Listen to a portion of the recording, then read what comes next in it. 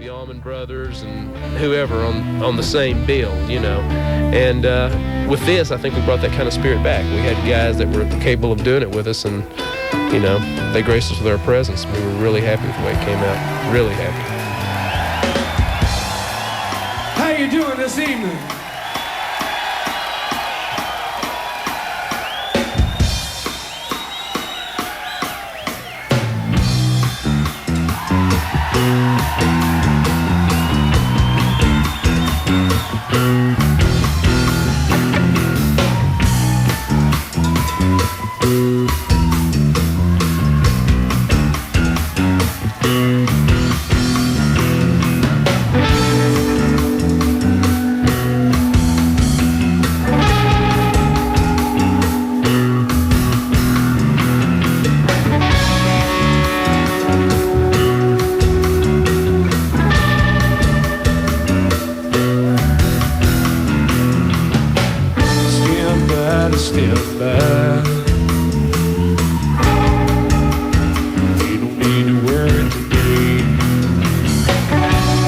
Thorazine Shuffle,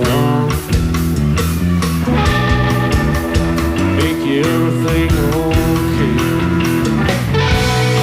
I know how you feel. You say you need your highs and lows. What if you could take your pain and just let it go?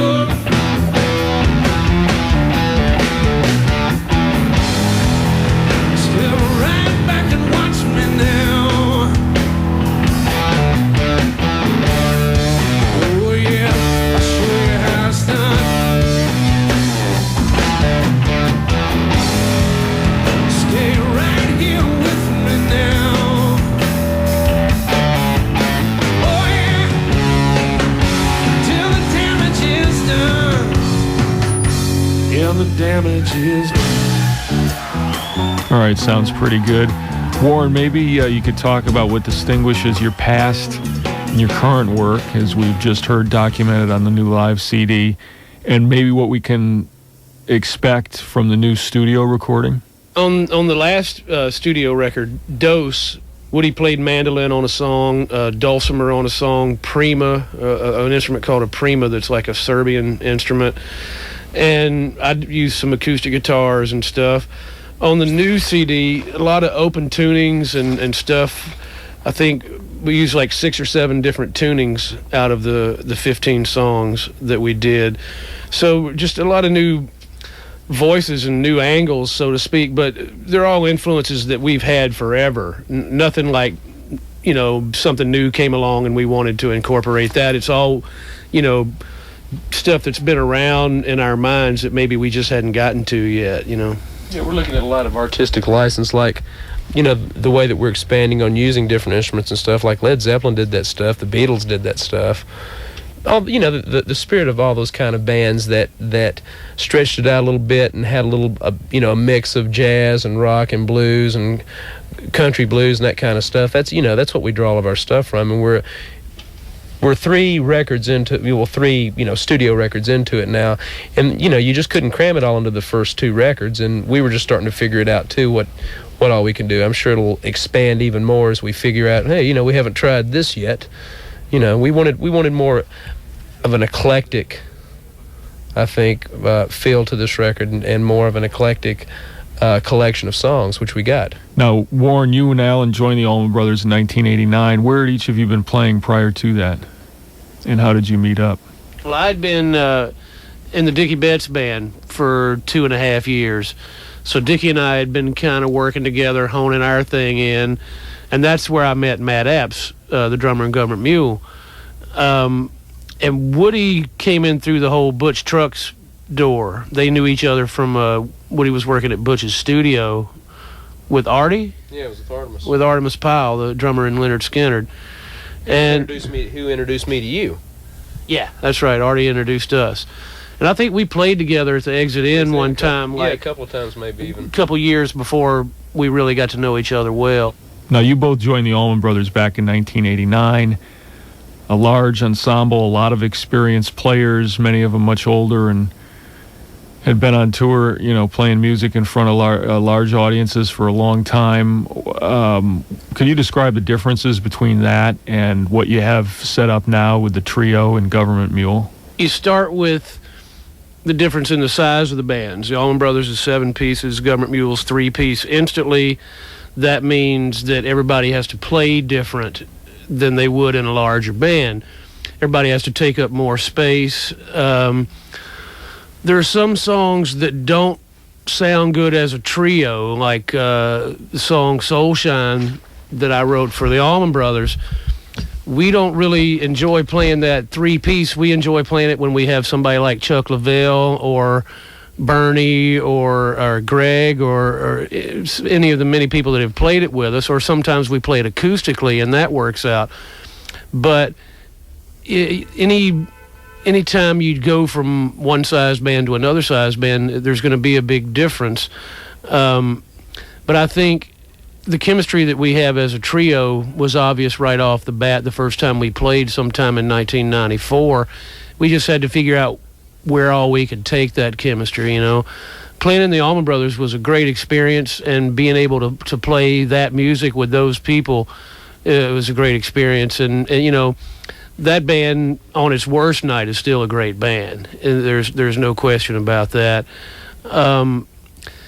They have the song recognition to go with it because now they've been together 30 years, so a lot of those people come to hear their favorite songs. Whereas with us, that's starting to happen gradually, but the longer we can keep it together, the more song recognition there will be. But, it's up to us now to establish all the different directions that we'll go in and all the different types of songs that we'll write and perform and record. Well, we felt like, too, we were entering more of a creative period ourselves, in terms of wanting to do something different. It's like Warren said, it was a wonderful experience, and thank God that those guys thought that we should be the two that played in that band for such a long time. We were in there for 9 years.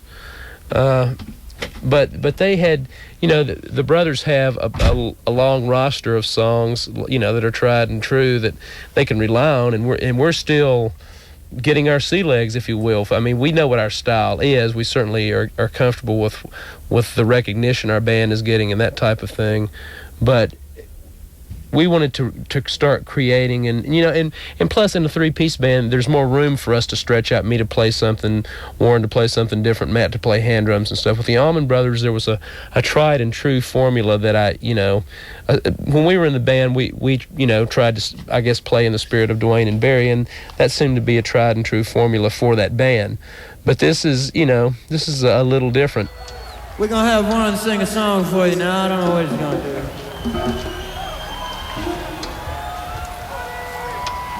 We got Mr. Dwayne Betts, Dickie Betts' son, going to play a little bit with us.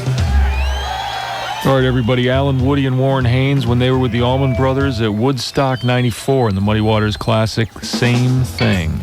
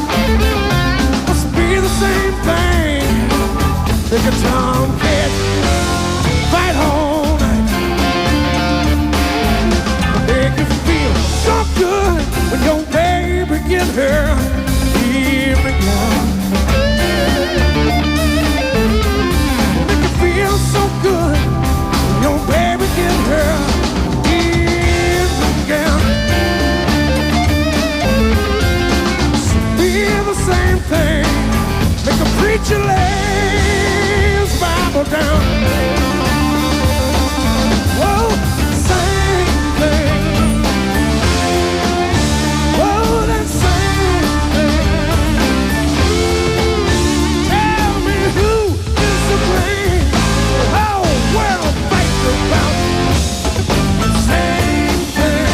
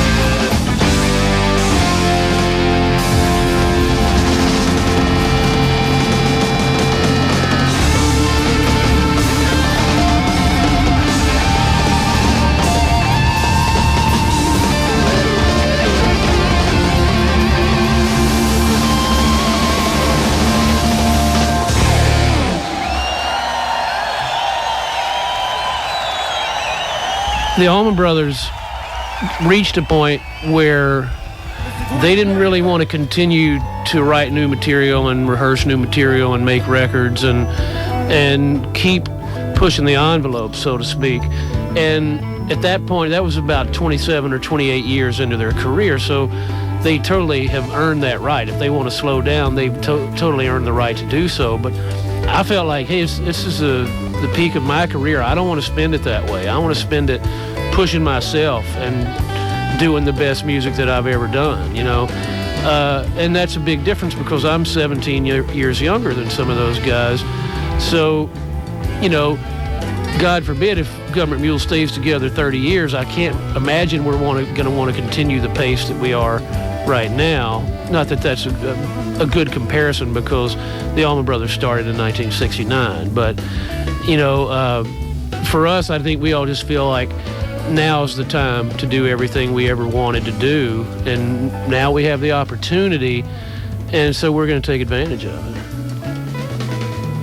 Now, since this is a Grateful Dead related program, perhaps you could talk about maybe their influence on you as musicians or how they've affected another band similar to them, such as the Allman Brothers.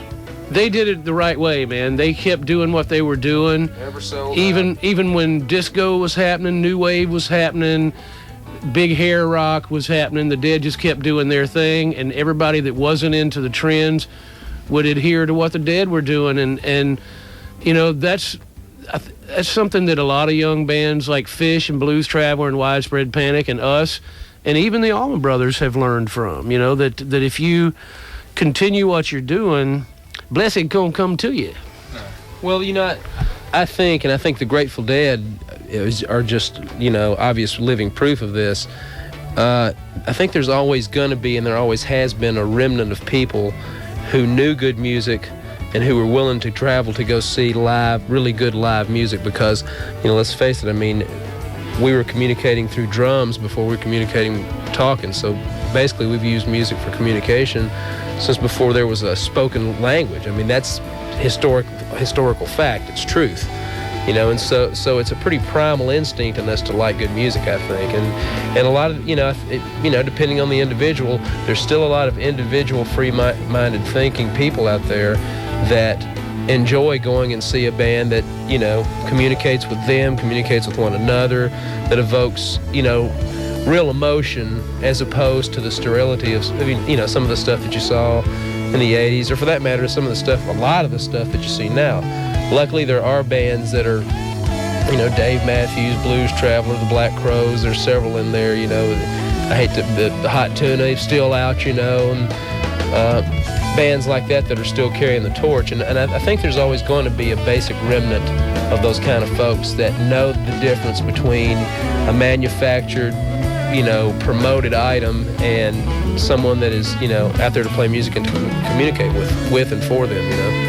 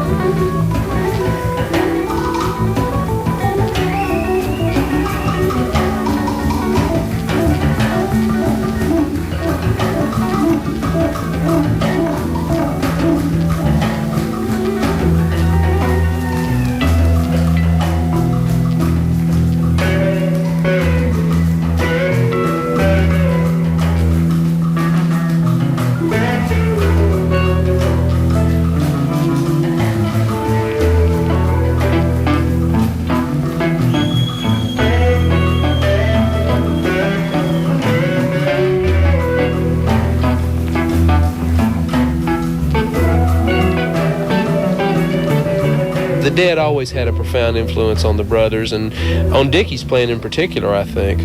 But we started doing, I guess the first time we ever played St. Stephen was the night that Jerry left the earth, wasn't it? I mean, when we were at Jones Beach and we walked in and here's all these little Deadheads and they were just devastated, you know. And we during when we broke it down, the drum and bass solo and everything, I started noodling on St. Stephen, and next thing I knew, Haynes was on stage playing with me. It was kind of different than we normally did it too, because I normally would play for a while, but I started playing this head, and then Warren was up there, and then before you knew it, Betts was up there, and we were playing St. Stephen, and we were playing it to pay homage to Jerry, because we felt awful about it as well. God, for the grace of God, it could have been our band, and this whole place, man, the energy of it just lit up. These kids were just on each other's shoulders and stuff after that. So we started playing, we always did, though. We always let it creep in there, even before that, Franklin's Tower and stuff would creep in. Yeah, and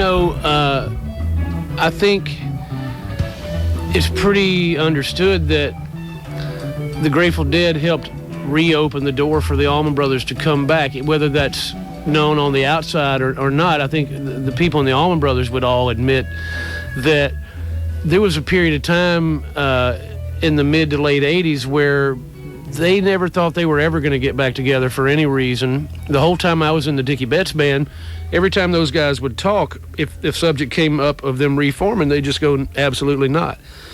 But then they watched two things happen. They watched the Grateful Dead stick to their guns and their audience get bigger and bigger and bigger. And they watched Stevie Ray Vaughan playing the hell out of the blues and his audience get bigger and bigger and bigger. And they thought, well, that's what we are. We're the blues and we're this trippy improv rock. And if both of those bands can do it, then maybe there is a place for the Allman Brothers again, because they were really starting to doubt whether music would ever accept that form of music again. And rightly so, because in the 80s they were forced to make some records that they wished they'd never made, and to rethink what the Allman Brothers were, so I think with both of those things starting to happen, they started thinking, geez, maybe people really do want to hear what we have to offer, and we won't have to dilute it, because that was the important thing, is to be able to do it the way it's meant to be done. Mule contributed a track to the 1994 compilation to benefit the National Organization for the Reform of Marijuana Laws. And here we have Gov't Mule doing Don't Step on the Grass, Sam, from originally John Kay and Steppenwolf.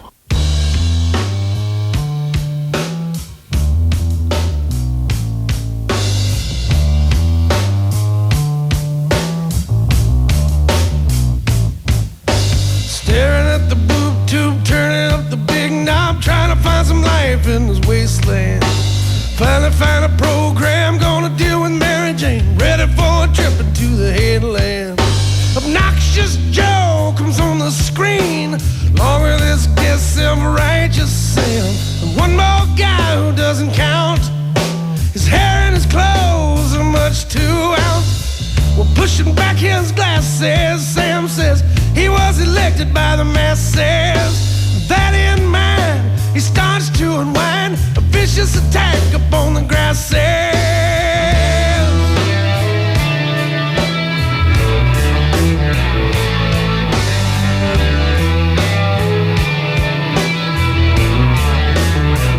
Well, it's mean and evil, wicked and nasty.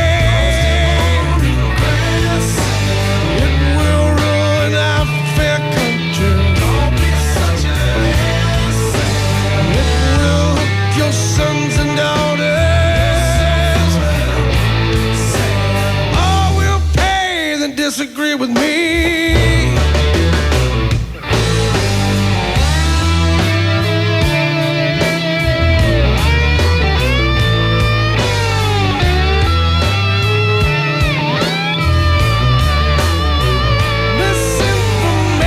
Misinformation, Joe and Sam feed into the nation. But the one that didn't count, counting them out, exposing all the false quotations. Faced by an awkward situation, it's all they had to say to save the day. Well, it's mean and evil, wicked and nasty. It will ruin our fair country. Don't be such an ass. It will wreck your sons and daughters. All will pay that disagree with me. Please give up, you already lost mine on me.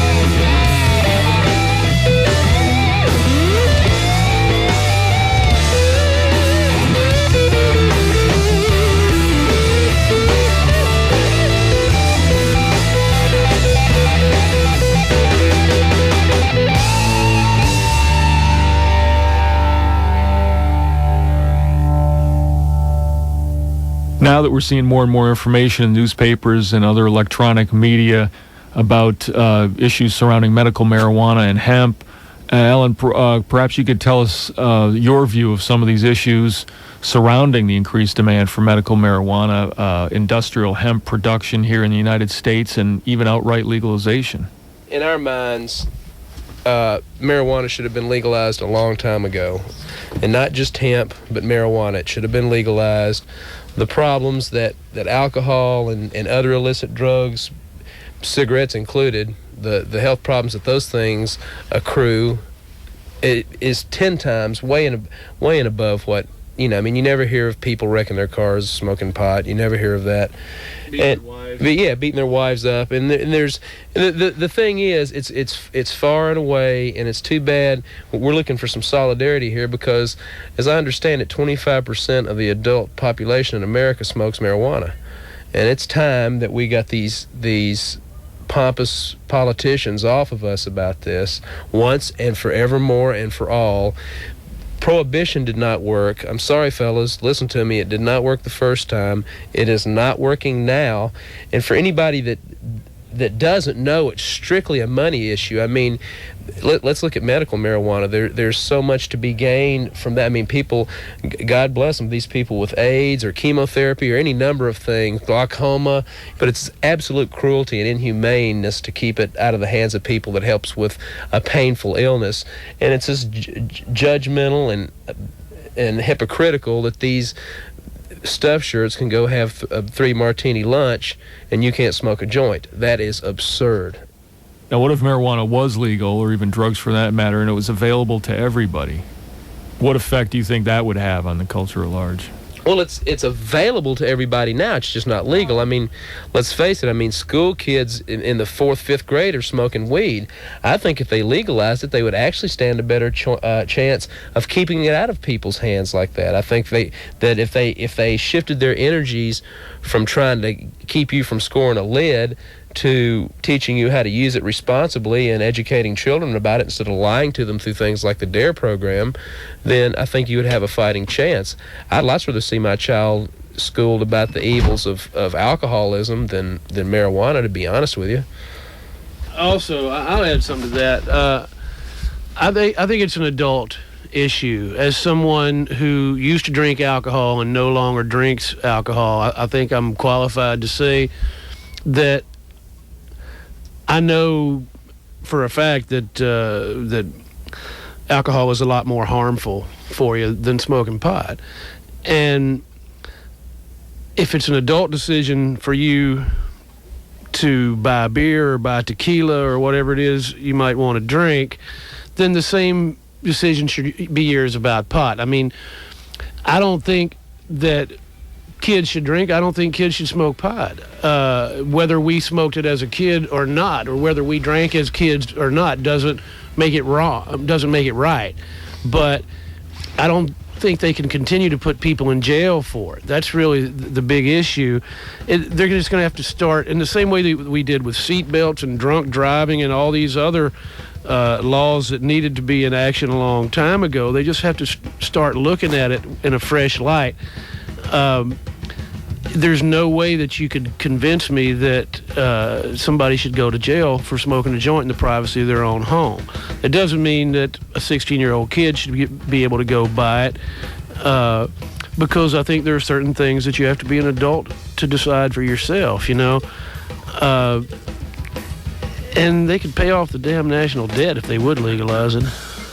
Well, and they could also, if they legalized it, they could use it to fight real drug problems. They could use it to fight heroin. They could use it to fight cocaine. They could use it to fight crack. I mean, education and really, it's all about education and rehabilitation, you know, and all that stuff. People are going to do drugs. It's a matter of whether you treat them like criminals or not, you know, because our society is a society that treats drug users like criminals. And I think it is criminal to bring in cocaine to this country and sell it mass quantities to people without knowing where it's going. But so the government should quit doing it. So yeah, right. But do I think it's criminal for an adult to smoke a joint? No, I don't. I don't believe that, and never will believe that. And like Woody said before, it's all about money.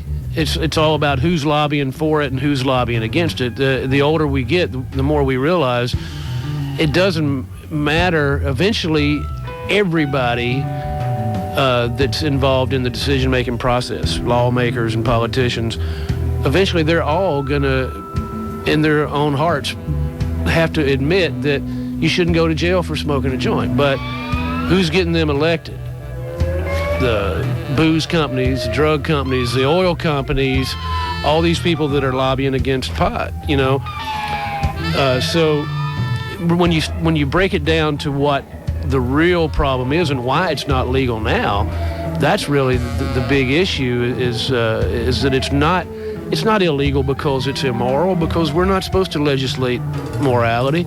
It's not illegal because it's harmful to an adult. It's illegal because people that have the money, that want their products to remain in power, are keeping it that way, and that's really the way it's going to be until we have a more honest political system. That's what it's going to take, really. That precedent was set a long time ago by the way they actually made it against the law in America, because it was legal until I think 1937, and then was made illegal by the tax reform law, some tax reform law in 1937. And the bottom line was Henry Anslinger and his feds, who were basically like the Elliot Ness type guys, were losing their gigs because Prohibition was ending. It was, the repeal of Prohibition was happening, and it's like, oh shit, we don't have a gig anymore. We've got to, well, here, I tell you what, we'll just pick on the jazz musicians. They're them and the black folks, the only folks using this. Let's just work on them for a while. The rest of white America will love us for it. When in fact, it was just a smokescreen to give, these bureaucrats another job when Prohibition was over. That's documented history. That's not my opinion, but that is documented history, that Henry Anslinger was, the main guy that, went to the rest of the guys and said, look, we need jobs. We're being run out of business. There's no more Prohibition. What are we going to do? And so they changed it.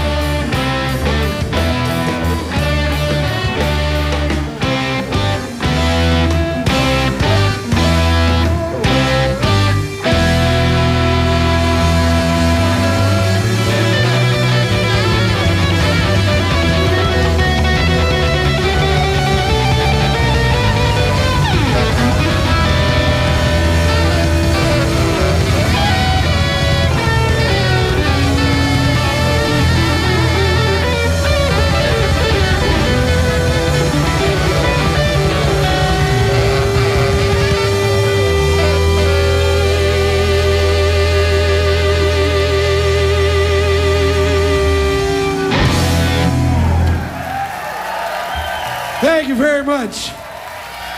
Alan Woody on the bass, Matt Apps on the drums, Bernie Warrior on the keyboards, Jimmy Herring on the guitar, Randall Bramlett on the saxophone, Derek Trucks on the guitar, Enrico Scott on percussion, Warren Haynes on the lead guitar and lead vocals. Thank you, Atlanta. To be honest with you, I'll be glad when we reach a plateau where we can scale it back a little, but I want to always actively be on the road and going out and playing shows and, creating scenes for people to come to. I think, people, I read something that was one of the smartest things that Jerry Garcia ever said, and I applaud him because the man said a lot of smart things. He said that people need celebrations. And I think that makes total sense. Of course, you can take that celebration too far, but they need to hear good music. They need to be altered in ways where they climb out of their normal happenstance situations. So it's like a celebration for those folks to come to and join in.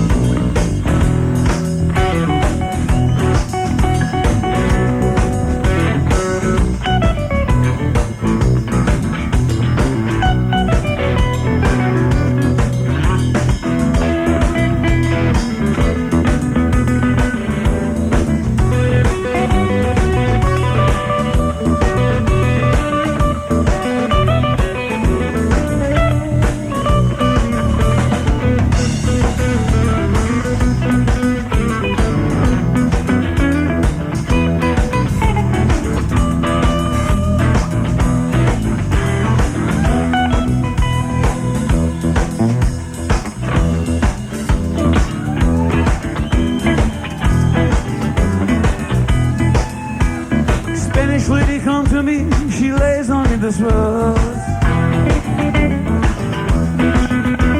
These rainbows spiral round and tremble and explode. You let the smoking crater of my mind, I like to blow away. The heat come round and buzzes me for smiling on a cloudy day. Coming around y'all now. Coming around.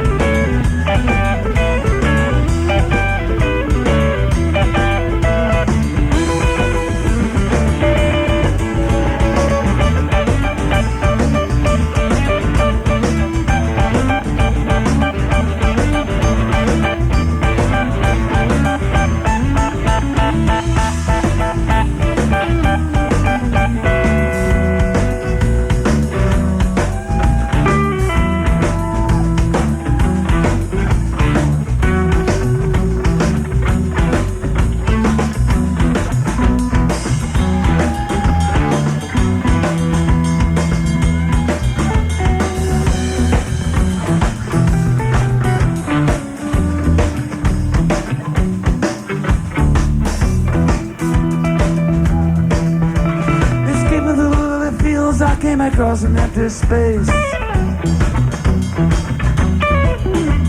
It rainbow then exploded, left a bus stop in its place. The bus came by and I got on, that's when it all began.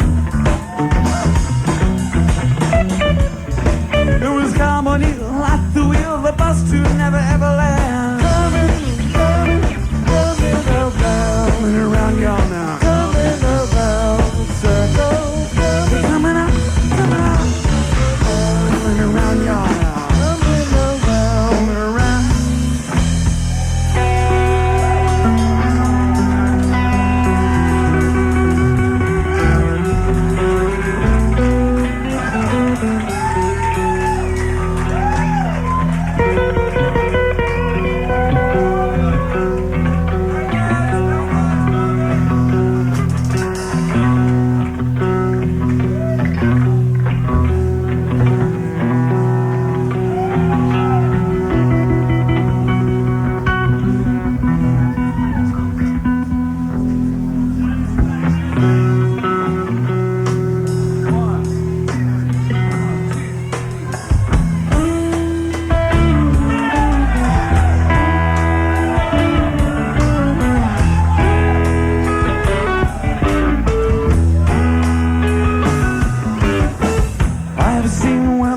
Slept by the silver stream. I can tell by the mark he left you were in his dream. I'm a child of countless trees. I'm a child of boundless seas. What you are and what you're meant to be.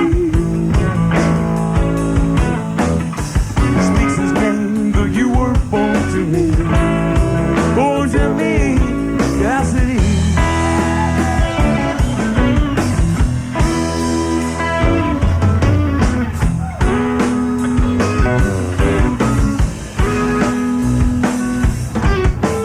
Lost now on the country miles in his Cadillac.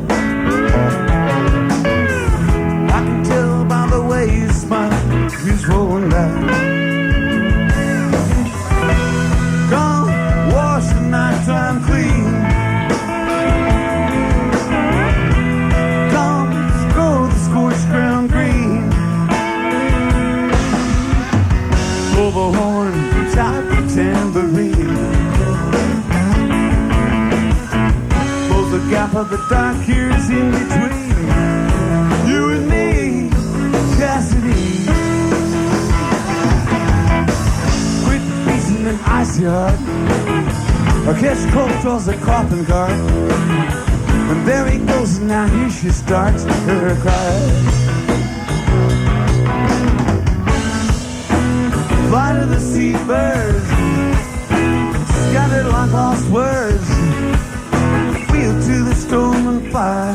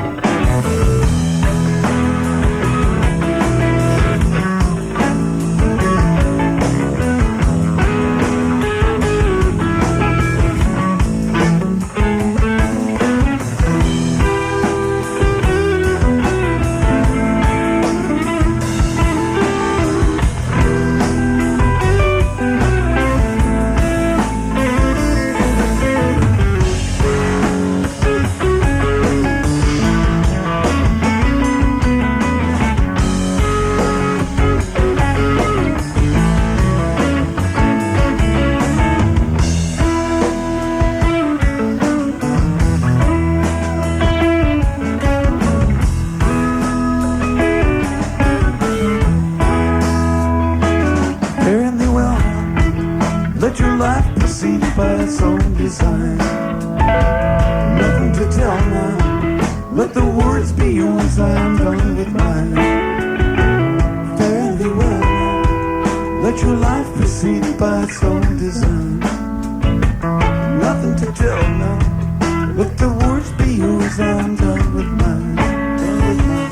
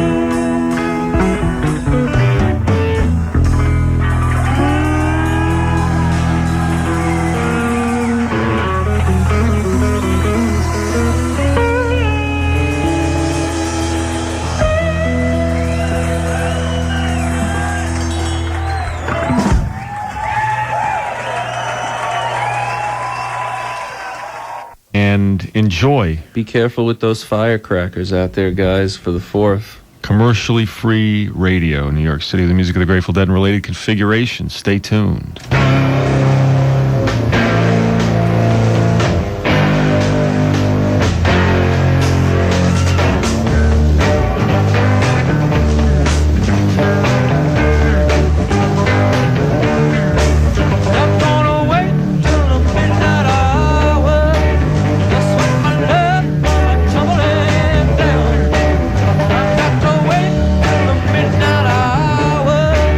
But there's no one else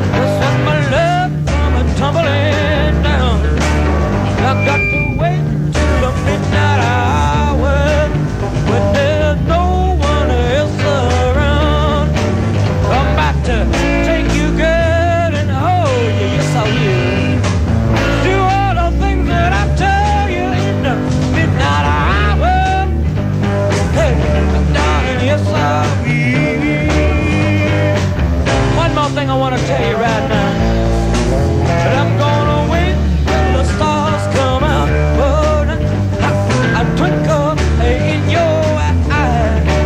I got to wait till the midnight hour. That's when my love begins to shine. 'Cause you're the only girl that I know. And I really love me so in the midnight hour. Yes, it is. Come on, baby.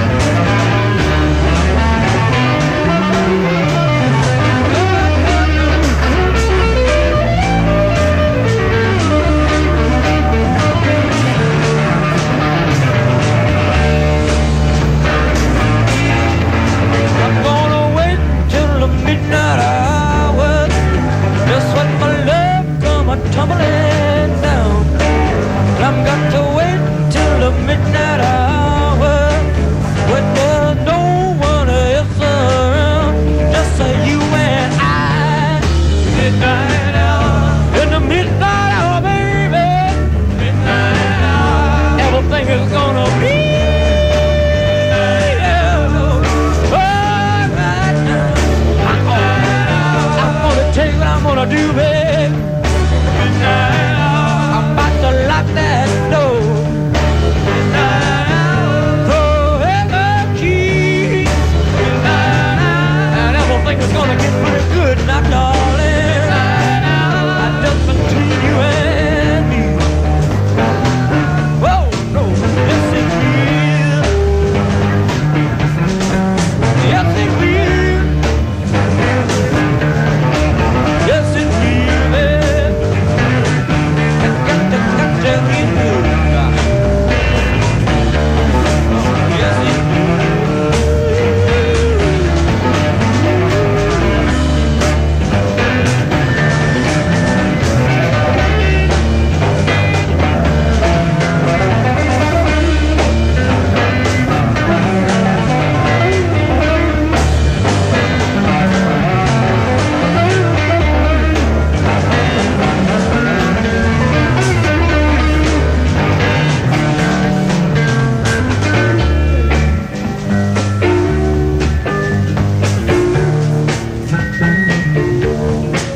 I'm gonna take you, girl.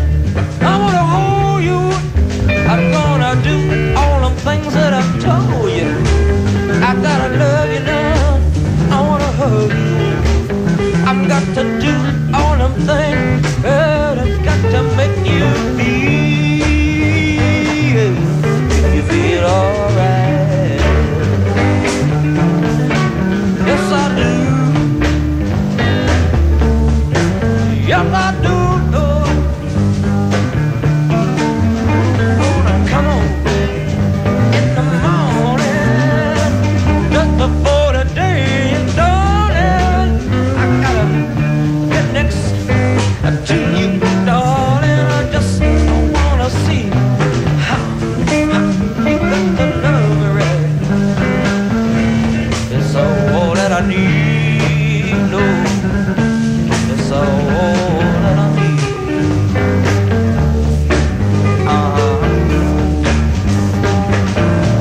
Just like a little car.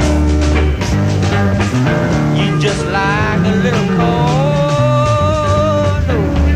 No, like a little car. You ain't got no driver. You just like a wheel. You just ain't about a rolling red. You just like a stream. You don't run just like you should. You're just like a river, baby. You got to get on easy now. You wanna do easy, baby. Come on home to me. You want a little rolling. You just got to come on to me.